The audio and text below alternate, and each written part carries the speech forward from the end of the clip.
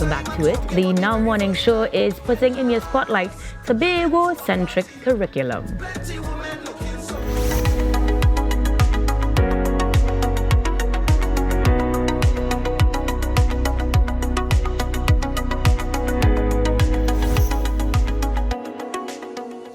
Joining us this morning to speak about this pioneering initiative is Anne Second, the chairman of the Tobago-Centric Curriculum Committee. Good morning, Anne, and welcome. Good morning. It's a pleasure to be here to share what the Division of Education, Research and Technology is engaging in at this time. It's a pleasure to have you with us on the show this morning to speak about something that is definitely going to change the landscape of education, hopefully not just in Tobago, but may actually bring some sort of change eventually throughout the region. Let's get into the first part of this, which is what would have propelled this conversation to even start to bring a curriculum that was Tobago-centric, or that is Tobago-centric? Right. Well, we have to, as a division, reflect on what we teach and how we deliver our curriculum, so that we create citizens who are patriotic, who are compassionate, who are skilled, who can help us to sustain the development of our economy. We would all realize that crime has begun to affect us in a very personal way. It's come home to roost, as they say. And we want to be able to ensure that issues of literacy and numeracy that are affecting our adult population and that are reducing the levels of productivity are addressed. The absence of TVET subjects within the school system as a single track or part of a dual system that could eventually lead to professional adults developing a TVET strain without it being attached with a stigma of underdevelopment or less academic inclination. These are the things that would have driven us to take a look at the curriculum, not to change the curriculum in terms of having a new curriculum, because that is a very large project, but rather to infuse it with a Tobago focus in terms of having examples, elements of cultural retention, and the ability to have a sense of identity that would steer you away from criminal activity and more towards activities that reference national pride, love of your island, love of your people, community development, a strength of character in terms of solving problems, critical thinking, and so on. So it is about examining the existing curriculum and infusing it with Tobago values and Tobago senses of history and culture. Definitely something that's fascinating, again, changing the face of education as we know it. As you mentioned, of course, changing the entire curriculum would be something that is so broad and vast to visit. However, being able to infuse a curriculum with Tobago-centric subjects maybe is something we can look forward to. So tell us, how exactly is the curriculum going to be infused, and how do you intend to be able to bring about that pride in students?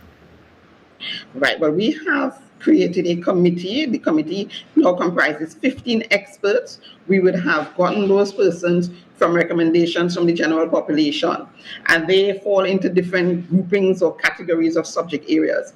So we've met twice, and what we're doing now is we're looking at the actual curriculum. Each curriculum standard from early childhood level, primary level, and secondary level, and we're each based on the expertise that they were invited to. We are each going to create or solicit from the general population samples and examples of what we can infuse into each lesson.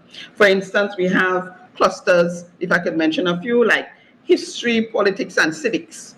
That's one cluster. So we'll be looking at what our early political system looked like, or early structure.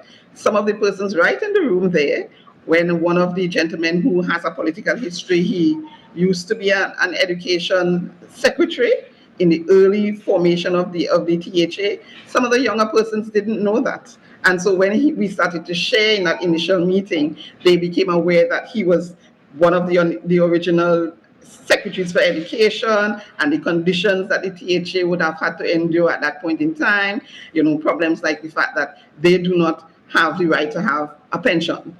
So we learned things within that first meeting, just having discussions. One young lady also said she didn't know that you use smoke bones to make soup. and she's Tobagonian. So we would have shared things that suggest that we have lost some elements of our culture, and it's important to have some sense of cultural retention. Another area is music, culture, and the arts. We want to look at all of the oral traditions, and we want to be able to, I know that there are differences in terms of persons recognizing the different traditions for recording folk. But we want to record the folk. We want to, even if there's a debate as to which one is authentic and which one is real, we want to be able to pass on the authentic or as authentic as possible experiences of culture from generation to generation. The fact that you're including in the curriculum, passing on from generation to generation, is something that's so important, and I think it's been awaited by many.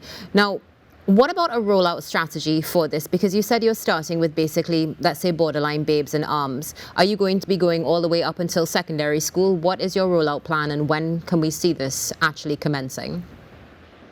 Right. So this very first committee has a mandate to bring together the content based on the research in the next 3 months. After that, we will have another committee set up with the technocrats from the Division of Education and any experts who are recommended at that time.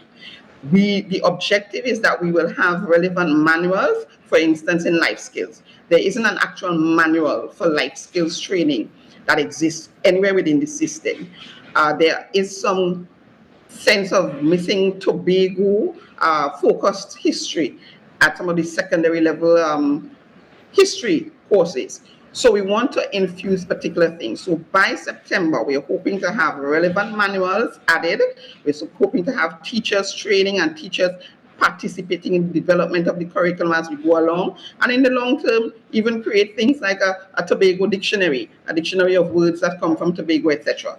We also want to encourage the development of a publishing house, publishing sector, where we can generate stories, oral presentations, drama, etc., that have some sort of Tobago focus so that we can keep and retain those elements of culture. So we're looking for September to have some level of training, some introductions of manuals, and definitely sections of each level of the curriculum from early childhood to secondary that are relevant, have some examples of what kind of lessons we could have and what kinds of samples of the actual existing literature that is out there that we can infuse into our actual classroom. The creation of tools for transformation, absolutely amazing. Now, you would have just seen on screen some of the members of the committee receiving their appointments. And do you foresee any challenges in incorporating this into the standard curriculum at all? That was an interesting question. That was one of the concerns that was raised among a couple of the teachers who were in the committee on the very first day at orientation, because we were allowing everybody to share whatever concerns they might have, whatever feelings they might have in terms of things that might be barriers. And so they were concerned that after we do all of this work, it isn't accepted by the teaching fraternity or the stakeholders, and it gets shelved and it's not done. And then we had to remind them how exciting teaching really is and how exciting teachers are.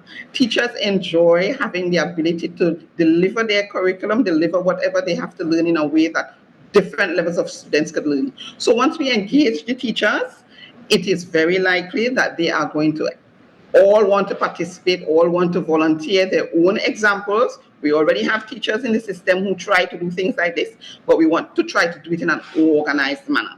So that was the biggest challenge that the persons in the committee felt we might have to face going down the road.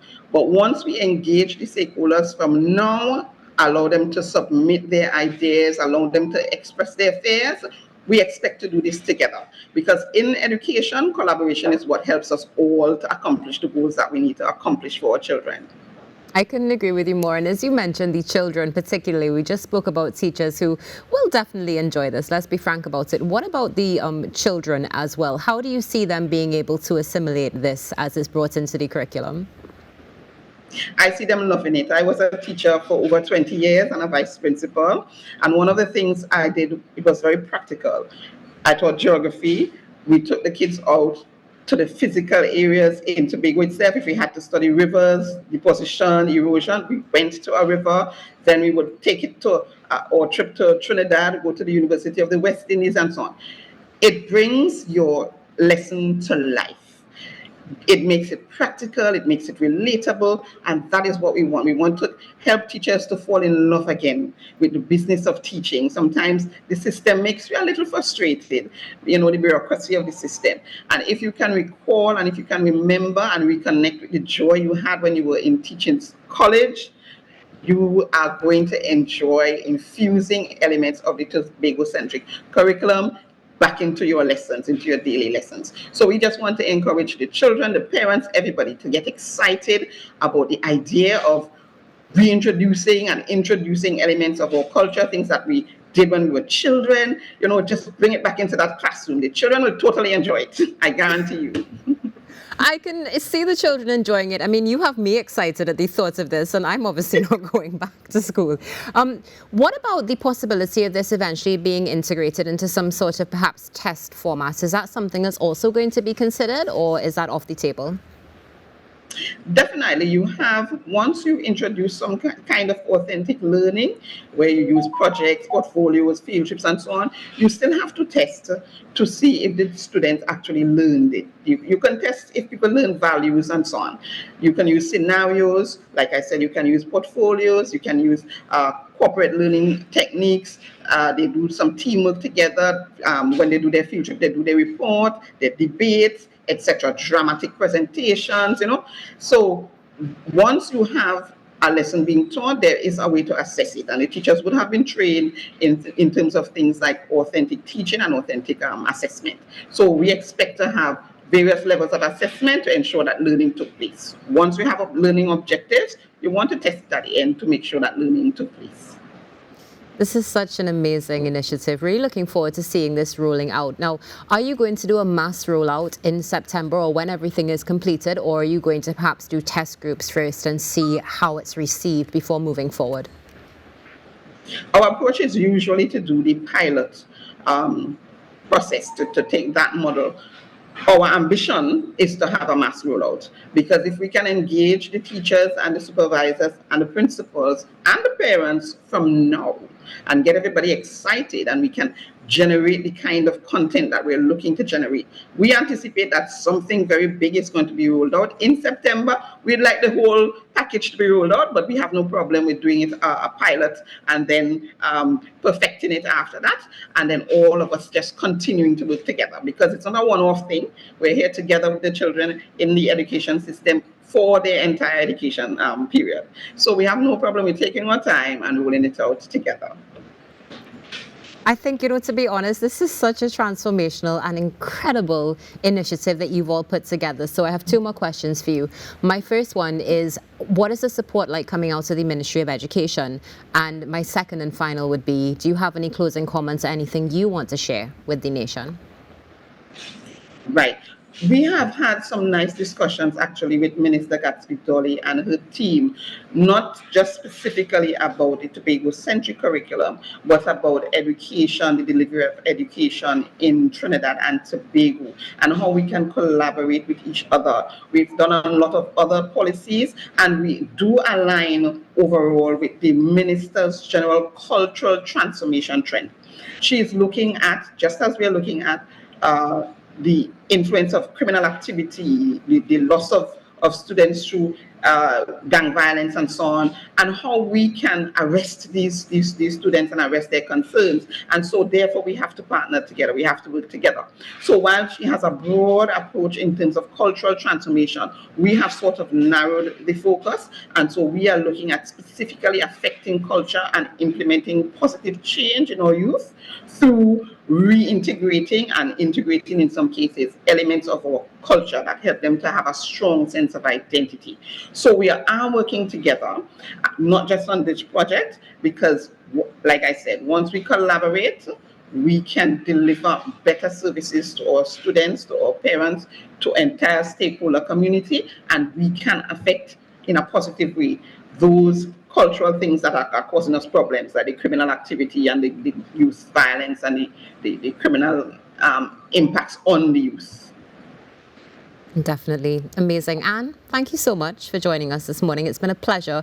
Really hoping we can have you back on again to continue this discussion and see how this develops. Have an excellent day. You too. Take good care. And second chairman of the Tobago-Centric Curriculum Committee. Stay tuned, because coming up after this break, we're going to be giving away some fun things for Mother's Day. We'll be back.